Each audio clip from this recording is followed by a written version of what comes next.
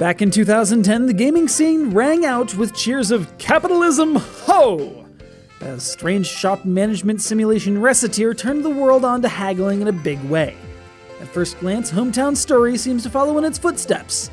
But on second glance, it's walking on its hands with one foot in a bucket of paint and a blindfold tied around its midsection, and don't even ask how that's supposed to work. Just remove the back and forth of price negotiation, the entertaining translation job, and the dungeon-delving action RPG mechanics. What are you left with? Minimum wage retail drudgery is what you're left with. You want fries with that?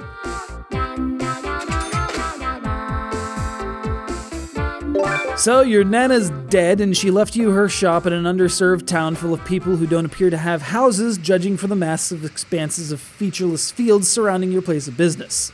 You open your shop, they buy stuff. At 2 p.m. every day, a dude comes to your shop and sells you things.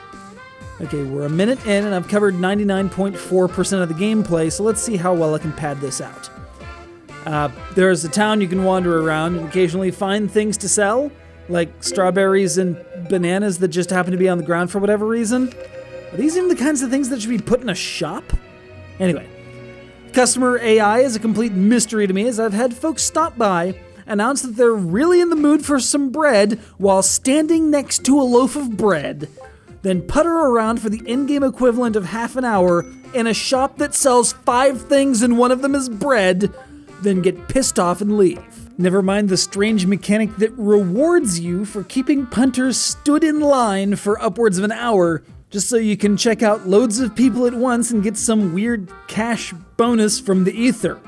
It rewards you for this practice. I don't even.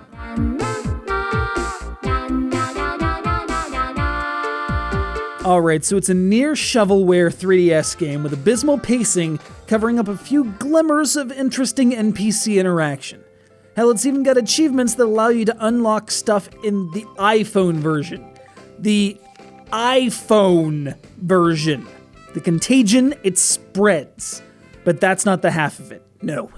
The real injustice here is how many reputations are getting drugged through the dirt because of it. The game's creator, Yasuhiro Wada, the man who created Harvest Moon. The man who took Farmyard Tedium and turned it into an eminently playable art form. The character designs? Atsuko Nishida, former Game Freak artist, and the woman who designed Pikachu. I can't really say much against the character art. It's pretty darn adorable and pretty much the one thing this game gets right. And here's the clincher. The name responsible for that incessantly looping, Miku-esque sing-songing that plays the whole time you're chained to the counter of your shop? Nobuo Uematsu. That's right, the same pen that gave us Aerith's theme, Battle at the Big Bridge, Dancing Mad, Answers, Battle with the Four Fiends, The Man with the Machine Gun, Otherworld, Vamos la Flamenco, Melodies of Life, You're Not Alone, and to save myself the breath, every other song from Final Fantasy IX is responsible for this. You can't go home again, I guess, unless you want a broken kneecap or 3.